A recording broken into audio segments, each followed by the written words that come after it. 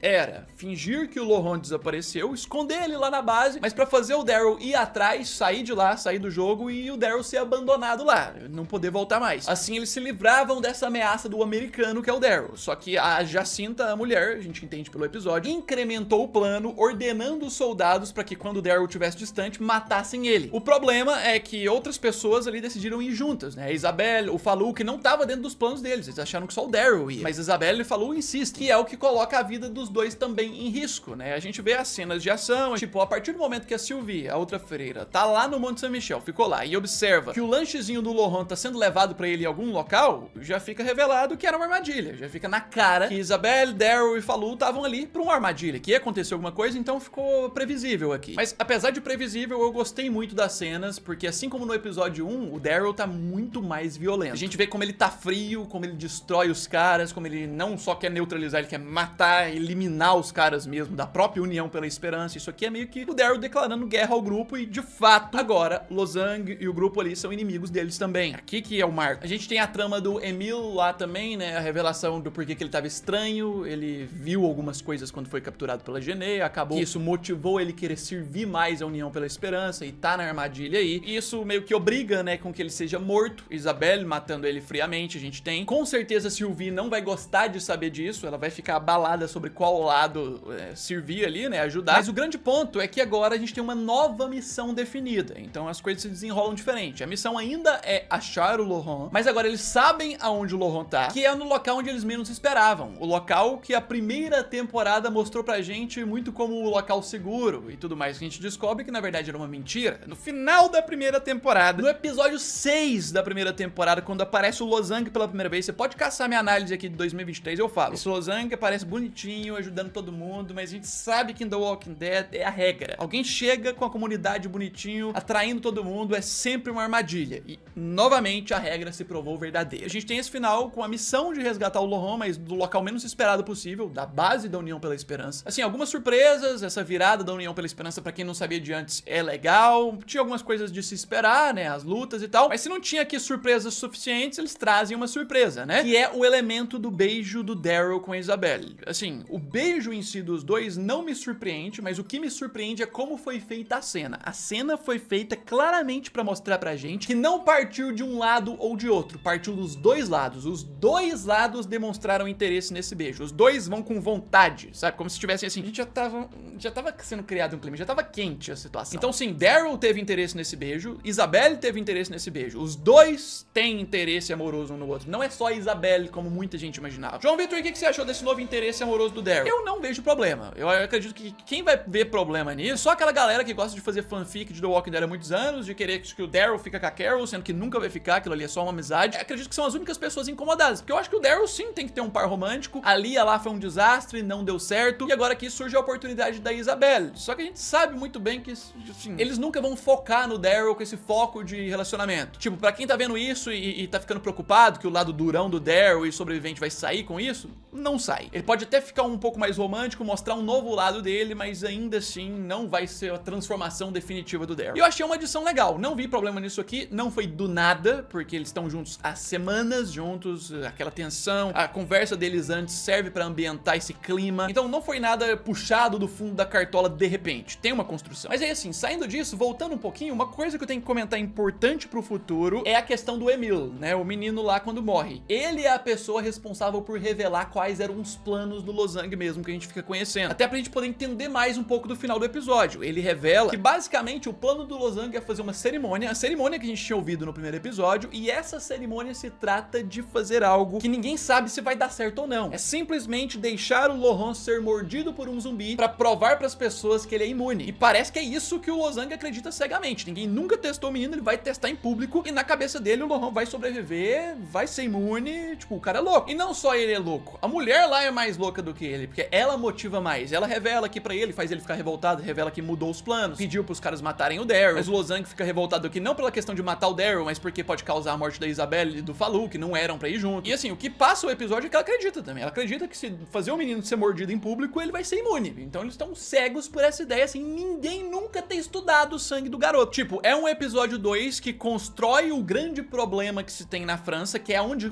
corre a história principal, enquanto traz a Carol pra se conectar com isso aos poucos. Tipo, prepara o campo pelo que a Carol vai encontrar lá quando chegar. E é aí que a gente volta pro foco da Carol e do Ash, né? Eu achei bonitas as cenas deles chegando em Paris. É bem legal as cenas que mostram a cidade ali por cima, né? O resto, né, de Paris. A gente vê muitas árvores, que tipo, o mato, a vegetação tomou bem mais. É bem legal também quem acompanhou as gravações, igual a gente acompanhou aqui no canal, quem viu os vídeos, né, vai reconhecer coisas de gravações. A gente descobriu que o avião pousa justamente num autódromo lá, os restos de um autódromo que tem ali no redor de Paris, que na época quando gravaram nesse local a gente ficou tentando teorizar o que era, e na verdade é onde Carol e Ash pousam. Isso aqui vai voltar a aparecer na temporada, tudo indica. E assim, você vê o vídeo, você vê o tanto de coisa que eu já falei, o tanto de história que já teve, e a parte da Carol aqui ainda tem muita coisa pra agregar. Tipo, a gente tem o conflito dela com o Ash, porque aqui ele ainda acha que é pra ela achar a filha, tá confiando, só que ela precisa estar separada pra encontrar o que ela verdadeiramente quer. Então usa a desculpa de que precisa que ele fique ali pra vigiar o avião e tal, e convence ele, tendo a oportunidade de seguir sozinha, né? A gente vê Carol explorando Paris sozinha, se desconectando do Ash. A ideia é que mais pra frente na temporada ele volte a aparecer, mas por enquanto vai ser mais a jornada da Carol sozinha, então. As cenas dela entrando em Paris são bem legais, né? A ambientação visual dessa série, tipo, sempre é um dos melhores pontos dessa série, desde a primeira temporada, que mostra mais partes de Paris, como o La Défense, né? Que é uma parte mais moderna, com os grandes prédios em Paris que existem, toda cheia do CGI e apocalíptica. Todos os ângulos dessa chegada e tudo são bem bonitos, inclusive aqueles micro easter eggs, né? Tipo o símbolo no arco aqui do Poder dos Vivos, que é o grupo que controla, e é com isso que a Carol se conecta, né? Assim, tem elementos mínimos legais, a expertise dela, de ver um cara misterioso lá que tá indo e tentar descobrir de onde ele vem com esse caminhão militar cheio de comida, furando ali o saco de sementes pra deixar um rastro e então encontrando um local, que é basicamente uma base ali do grupo ali do Poder dos Vivos, o grupo da Genet, aonde eles meio que estão tentando fazer seu trabalho político. Eles atraem sobreviventes que vivem em Paris ali, para que possam conseguir alimentos gratuitos, entre aspas, em troca de apoiarem a Genet, apoiarem o movimento dela. A gente vê como é que essa mulher trabalha em Paris, seu grande plano de domínio. E é nisso que os planos da Carol não correm tão bem, né? Se todo mundo achava que ela ia ser totalmente protegida pelo roteiro e tudo mais, protegida em termos de vida, não vai morrer, mas protegida em tudo dá certo, não. Aqui não dá certo, ela é capturada. A gente vê que eles querem meio que voluntários voluntários, né, pra poderem ir, as pessoas não querem, é um negócio assim meio errado. Escolhem algumas pessoas, a Carol entra ali e é levada. Só que aí quem tá assistindo pode imaginar, pra que é isso? O que é ser voluntário nisso aqui? Tudo indica, eu sei, tem gente que vai ver, eu já assisti o episódio 3, já assisti todos, vazou. Não importa se você assistiu o episódio 3, a gente não vai fazer análises antecipadas, vai ser semanalmente, até porque se a gente coloca imagens antecipadas de episódios aqui, a gente tem problemas com direitos autorais e nem faz sentido. Então, basicamente, o que dá pra teorizar aqui é que a Carol tá sendo levada com essas pessoas como voluntária ali pra ajudar a Genet, mas que na verdade essas pessoas vão ter um destino trágico. Pode ser pra aquela arena lá dos super zumbis, pra alimentar os super zumbis, alguma coisa que envolva as pessoas se lascarem muito. A gente consegue entender mais que não é algo muito bom, muito pela reação daquele cara que a Carol conhece, o tal de René. Ele tem um marido que tá sendo levado em outro caminhão ali também, ele fica muito desesperado quando os caminhões se separam, o caminhão é levado pra outro lugar, fica-se a brecha do que vai acontecer com a Carol, esse cara e tudo mais, mas a ideia é que ela tá correndo grande risco e pode estar sendo direcionada pra morte ali, ao entrar como voluntária da Genet, sem querer, mas isso nos direciona pra cena final do episódio, que nos apresenta algo que conecta com o final da primeira temporada. A apresentação da Genet ali numa das salinhas na base dela, torturando o Codron, que é aquele militar que era inimigo na primeira temporada, que traiu o movimento e que agora ela vai tentar ao máximo arrancar informações dele da onde é a base lá da União pela Esperança, que nesse momento da história ela ainda não sabe. E essa primeira aparição dela na temporada nesse episódio, mesmo sendo curta, funciona bem, né, pra esse fechamento de episódio, pra mostrar mais da sua maldade. A ideia é de que o Codron não tá dando respostas, mas que ela sabe que vai conseguir tirar algo dele, de que ela vai apertar e fazer o máximo, fazer o cara sofrer ao máximo, mas vai tirar algo dele, porque ele sabe. Sabe tanto que a cena final tem foco nos pertences dele ali, com aquele reloginho que ele pegou que tem o símbolo do Monte Saint-Michel, né, que é onde é o local que a Genet quer atacar. Pois é, meu querido, um episódio 2 que dá prosseguimento na história da Carol com novos elementos importantes pra mostrar o que ela vai enfrentar ali e que nem tudo vai dar certo pra ela, enquanto do lado do Daryl, todo o campo é preparado pro que a Carol vai enfrentar quando encontrar ele também. Assim, esse é um episódio que eu gostei muito, ele me surpreende um pouco mais do que o primeiro, que só faz o básico ali, então gosto um pouco mais do que o primeiro, que geralmente é diferente, geralmente eu gosto mais dos primeiros de temporada, mas assim, minha nota pra esse episódio ainda é um 7.7, tá muito próximo ali da nota do episódio 1, só um pouco mais. Quero saber de você, o que você achou, coloca nos comentários, já a gente traz detalhes que você pode ter perdido no episódio, até você que já assistiu bem antecipado, né? Logo a gente traz análise do trailer do episódio 3 também, então não deixe de se inscrever no canal pra você não perder, deixa esse like, ajuda muito na divulgação, e logo eu tô de volta, no mais é isso aí, um abraço, fui!